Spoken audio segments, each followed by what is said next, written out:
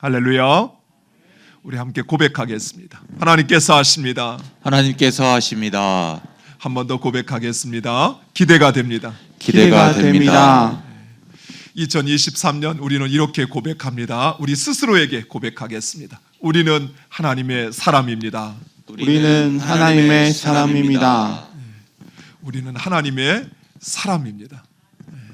그래서 이렇게 성전에서 예배할 때뿐만 아니라 이 밖을 나가는 그 순간에도 하나님의 사람으로 사는 여러분 되시기를 축원드립니다. 역사에는 가정이 없다고 합니다. 가정을 해도 의미가 없어지는 것이죠. 그런데 아담의 불순종과 그 결과에 대한 말씀을 살펴볼 때마다 만약 아담과 하와가 선악과를 먹지 않았다면, 만약 그들이 하나님의 말씀에 불순종하지 않았다면 어떻게 되었을까 하는 그 상상을 하곤 합니다. 만약 아담과 하와가 선악과를 먹지 않았다면 그들은 에덴에서 영원히 살았을 것입니다. 또한 그들은 질병과 고통과 죽음을 당하지도 않았을 것입니다.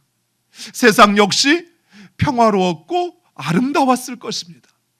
하지만 아담의 불순종으로 인하여 인류는 죄 아래 놓이게 되었습니다. 인간은 저주를 받아 죽음과 수고와 고통의 삶을 살아야 했습니다. 자연 역시 인간과 함께 고통을 당하며 인간을 위협하는 존재가 되어버렸습니다. 그래서 우리는 이 선악과를 먹은, 그래서 죄가 세상에 들어오게 한 바로 이 아담을 원망하기도 합니다. 그런데 만약 아담과 하와가 선악과를 먹지 않았다면 우리 인류는 안전하였을까요?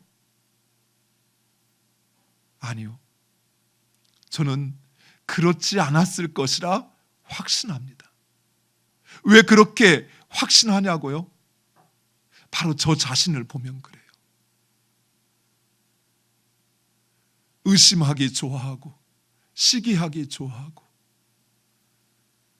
자신의 잘못인 것을 알면서도 그것을 합리화하는 것에 익숙한 저의 모습을 보면 아담과 하와가 선악과를 먹지 않았을지라도 그 누군가는 분명히 선악과를 먹었을 것입니다.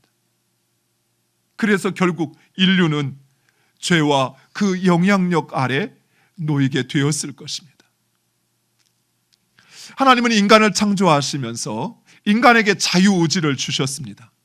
그래서 인간은 자유롭게 생각하고 선택하고 결정하고 행하는 능력을 가졌습니다.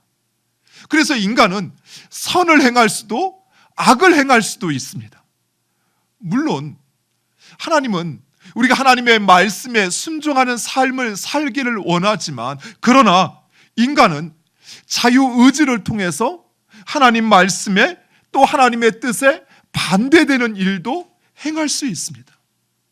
문제는 이런 자유의지를 하나님의 말씀에 순종하는데, 하나님의 뜻에 따라 사는데 사용하는 것이 아니라 하나님 말씀에 불순종하는데 자기의 욕심과 자기의 시기심과 그리고 자기 만족을 위해 사용한다는 것입니다. 마치 아담과 하와가 먹지 말라 한 선악과를 먹었던 것처럼 오늘날 우리 역시 마찬가지입니다. 먹어서는 안 되는 선악과, 하나님 말씀하신 그 말씀에 불순종하는 그런 삶을 우리 역시 살아가곤 하는 것입니다. 더욱이 이 죄가 세상에 들어옴으로 말미암아 하나님과 우리의 관계가, 그리고 인간 간의 관계가, 그리고 자연과의 관계가 파괴되고 망가지고 말았습니다.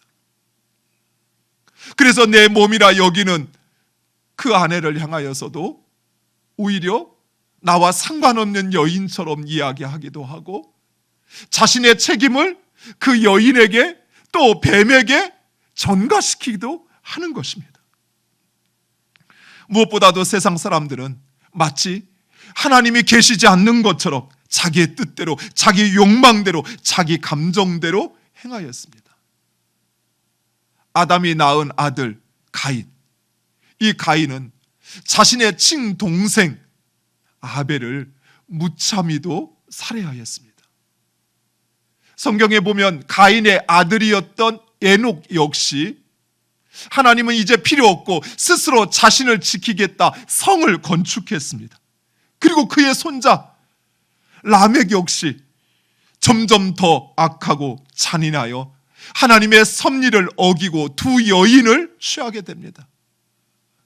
뿐만 아니라 무고히도 어린 소년을 죽이기까지 합니다.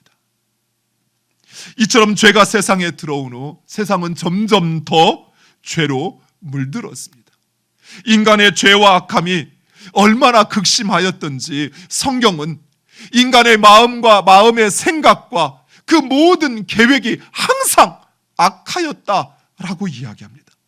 우리 창세기 6장 5절과 6절 화면을 보고 함께 읽겠습니다. 여호와께서 사람의 죄악이 세상에 가득함과 그의 마음으로 생각하는 모든 계획이 항상 악할 뿐임을 보시고 땅에 사람 지으셨음을 한탄하사 마음에 근심하시고. 아멘. 이 죄악의 문제는 한두 사람만의 문제가 아니었습니다. 온 인류 모든 사람들이 죄 아래 놓였으며 그 마음과 생각이 항상 악하였습니다. 오죽하면 하나님께서 자신의 형상대로 창조하신 그 인간으로 인하여 한탄하시고 근심하셨던 것입니다. 하나님께서 세상을 창조하신 것은 이런 결과를 얻으려는 것이 아니었습니다. 하나님은 행복하고 아름다운 하나님의 나라를 이루시고자 하셨습니다. 하나님은 하나님의 형상대로 창조함 받은 인간이 그 하나님만을 사랑하고 또 하나님만을 경외하고 또 인간이 서로를 사랑하며 세상을 다스려 행복한 삶 살기를 원하셨던 것입니다. 그런데 죄가 세상에 들어오므로 이런 모든 하나님의 계획은 망가지고 말았습니다. 인간은 더 이상 하나님 말씀에 순종하지 않았으며 자신의 뜻대로 욕망대로 살았습니다. 서로를 경계하였고 미워하였고 시기하였으며 세상은 황폐화 되어버렸습니다. 무엇보다도 이 죄는 우리의 삶의 주인이신 하나님을 망각하게 합니다. 그래서 더 이상 그 하나님을 사랑하지도 경외하지도 않으며 자기 자신이 주인이 되어 살아가는 것입니다. 결국 하나님은 이런 세상을 심판하시기로 작정하십니다. 창세기 6장 13절에 하나님이 노아에게 이르시되 모든 혈육 있는 자의 포악함이 땅에 가득함으로 그 끝날이 내 앞에 이르렀으니 내가 그들을 땅과 함께 멸하리라. 아멘. 그런데 하나님께서 온 인류를 심판하시는데 오직 한 사람 노아만은 하나님의 은혜를 입었다라고 성경은 말하고 있습니다. 창세기 6장 8절에 그러나 노아는 여호와께 은혜를 입었더라. 그래서 하나님은 바로 이 노아와 그의 가족은 구원하시기로 결정하십니다. 그리고 하나님은 노아에게 그와 그의 가족을 구원하시기 위한 방주를 지으라 말씀하십니다. 그런데 사랑하는 성도 여러분, 온 인류가 그 죄로 멸망받아 마땅함에도 불구하고 오직 노아, 하나님께서 그 노아에게만은 은혜를 베푸시고 그와 그의 가족을 구원하시는 이유는 무엇일까요? 노아가 의인이어서 완전한 자여서 그랬을까요? 홍수 이후에 노아가 포도주에 취하여 그 행한 일을 보면 노아는 온전한 의인은 완전한 자는 아니었습니다. 노아는 그렇다 양보하더라도 그의 아들들과 그의 며느리 그리고 모든 생명의 한 상씩을 하나님은 보존하십니다. 그렇다면 하나님은 왜 온 인류를 죄로 말미암아 멸망하시면서 심판하시면서 노아와 그의 가족 그리고 그 땅의 생명을 보존하시는 이유는 무엇일까요? 그 이유는 바로 이것입니다. 하나님께서 노아와 그와 그의 가족만을 남기고 세상을 심판하시는 것은 바로 이 세상의 주인은 하나님이시라는 사실, 바로 그 사실을 하나님은 보여주고 있는 것입니다. 하나님은 심판 가운데서도 노아와 그의 가족을 살리심으로써 우리의 생과 사를 주장하시는 분, 우리의 흥망성쇠를 주장하시는 분은 바로 하나님이시라는 사실, 바로 그 하나님의 손에 우리의 생명이, 우리의 삶이 달려있음을 증거하고 있는 것입니다. 노아와 그의 가족이 세상을 심판하시는 이 홍수 가운데서도 구원받을 수 있었던 것은 노아가 의인이어서도 완전한 자여서도 아니었습니다. 오직 세상의 주인은 하나님이심을, 바로 그 하나님의 주권적인 결정이요 하나님의 은혜였던 것입니다.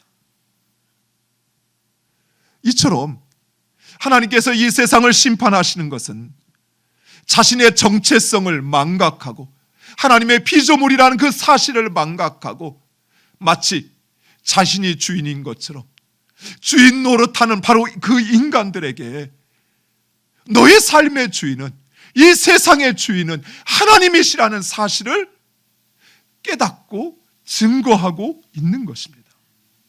사랑하는 성도 여러분, 이 세상의 주인은 하나님이십니다. 아침에 해가 뜨고 지고 달이 뜨고 지고 한 달이 지나가는 것, 이것이 당연한 것처럼 보이지만 결코 그렇지 않습니다. 그 모든 것은 하나님의 주권적인 섭리요 하나님의 주권 아래 있다는 사실입니다. 세상의 권세와 나라 역시 마찬가지입니다. 스스로 알아서 세워지고 부강해지고 그리고 멸망하는 것 같지만, 그러나 그 모든 것을 주권하시는 분은 바로 하나님이십니다. 또한 우리의 삶 역시, 우리의 삶의 주인은 하나님이십니다. 시편 24편 1절과 2절 다윗은 이렇게 고백합니다. 우리 화면을 보고 함께 읽겠습니다. 땅과 거기에 충만한 것과 세계와 그 가운데 사는 자들은 다 여호와의 것이로다. 여호와께서 그 터를 바다 위에 세우시며 강들 위에 건설하셨도다. 아멘. 세상 사람들은 자신이 자기 인생의 주인이라 생각합니다. 그래서 자기의 뜻대로, 자기 마음대로 살려고 합니다.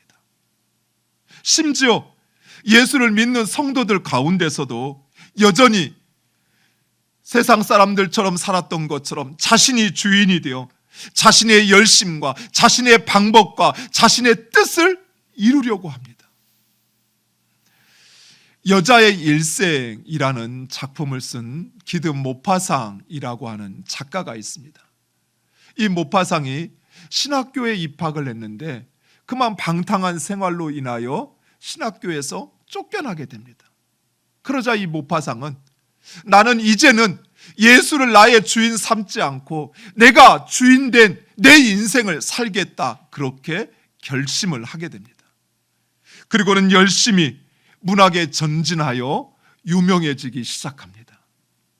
그가 쓰는 책들이 사람들에게 베스트셀러로 팔려지기 시작합니다. 유명세를 얻어 많은 돈을 벌었고 호화로운 생활을 하게 됩니다. 호화로운 저택, 호화로운 요트를 사고 자기가 하고 싶은 대로 방탕한 생활을 합니다. 아내를 얻었다가 이혼하기를 여러 번, 이 여자를 사귀었다가 또 헤어지고 다른 여자를 사귀기 여러 번, 그렇게 방탕한 생활을 하게 됩니다.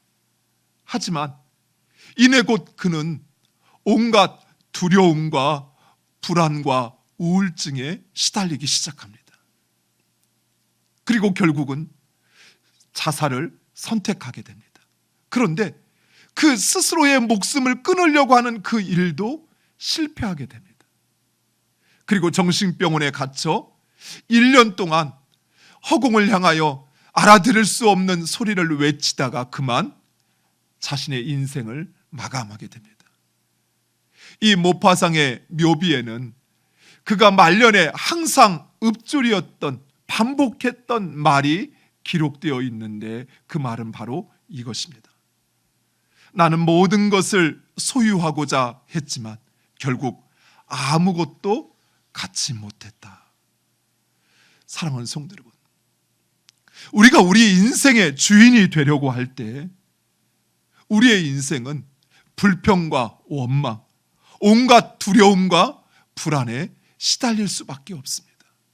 왜냐하면 나는 내 인생을 스스로 통제할 수 없기 때문입니다. 그러나 하나님을 나의 주인으로 삼을 때, 하나님이 나의 주인이 되실 때 우리는 참 평안을 얻으며 참 행복을 누리게 됩니다. 왜냐하면 그 하나님은 완전하시기에 우리의 모든 삶을 주장하시기 때문입니다. 영국의 여왕들 가운데 엘리자베스 2세 다음으로 64년간을 영국을 통치했던 신앙심이 좋기로 소문난 빅토리아 여왕이라고 하는 분이 계십니다. 지금 여러분 화면으로 보시는 분입니다. 실제 얼굴은 이렇게 아름답지는 않습니다. 그런데 이 빅토리아 여왕은 종종 왕궁을 빠져나와서 서민들이 어떻게 사는지 그 서민들을 만나고 대화를 나누는 왕으로도 유명했습니다. 어느 날 이 빅토리아 여왕이 신앙심이 좋기로 소문난 한 과부를 찾아가 대화를 나누게 되었습니다. 그런데 그 과부는 참 가난했습니다. 그런데 평안했습니다. 또 세상 그 누구보다도 행복해 보였습니다. 그래서 이 빅토리아 여왕이 그 과부에게 이렇게 물었습니다. 아주머니가 지금까지 살아오면서 만났던 가장 귀한 손님은 누구였습니까?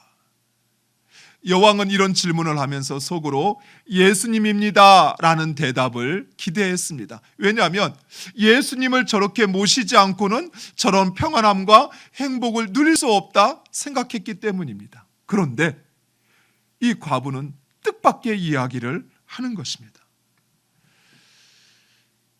저에게 가장 귀한 손님은 두말할 필요도 없이 빅토리아 여왕입니다. 당신은 제 생애 최고의 손님입니다. 물론 자신을 치켜 세워서 좋기는 하겠지만 그러나 빅토리아 여왕은 자신이 원했던 답이 아니어서 물었습니다. 아니, 당신의 최고의 손님은 예수님 아닙니까? 그러자 그 과부가 이렇게 대답하는 것입니다. 폐하, 예수님은 결코 저에게 손님이 아닙니다. 예수님은 제 주인이십니다. 예수님은 우리 집에 처음부터 계셨던 바로 주인이셨습니다. 사랑하는 성도 여러분, 온 하늘과 땅의 주인은 하나님이십니다. 그리고 우리의 가정과 우리의 삶의 주인도 하나님이십니다. 처음부터 우리의 삶의 주인은 하나님이셨습니다. 다만 내가 그 사실을 인정하고 하나님을 나의 주인 삼고 사느냐, 아니면 여전히 내가 주인이 되어서 내 뜻대로, 내 욕망대로 내가 원하고자, 내가 이루고자 하는 그것을 이루가고자 하느냐 하는 것입니다. 이 세상의 모든 것은 하나님의 손안에 있습니다. 저 공중에 나는 새 한 마리도 그 하나님의 뜻이 아니면 결코 떨어지지 않습니다. 사랑하는 성도 여러분, 하물며 하나님의 형상으로 창조된 우리 인간이 하나님의 그 주권적인 섭리 안에 있지 않겠습니까? 사랑하는 성도 여러분, 하나님을 여러분의 삶의 주인 삼으시기 바랍니다. 하나님이 여러분의 삶의 주인이심을 인정하시기 바랍니다. 내 생각, 내 결정을 하기 전에 먼저 하나님께 물으시기 바랍니다. 하나님, 내 마음이, 내 감정이 이러한데, 내 의지가 이러한데 하나님 어떻게 할까요? 하나님 원하시는 뜻은 무엇입니까? 그 하나님을 찾으시기 바랍니다. 그리고 묻고 그 하나님의 뜻을 깨달아 그것을 행하는 여러분 되시기를 간절히 축원드립니다. 사랑하는 성도 여러분, 하나님은 주의 종된 그 자녀들의 삶을 책임져 주십니다. 무엇보다도 하나님을 사랑하고 섬기며 경외하는 그들에게 은혜를 베푸시어 그들을 구원하시는 것입니다. 사랑하는 성도 여러분, 하나님을 주인 삶은 자들에게 베푸시는 그 은혜와 구원의 삶을 사는 여러분 되시기를 간절히 축원드립니다. 기도하겠습니다.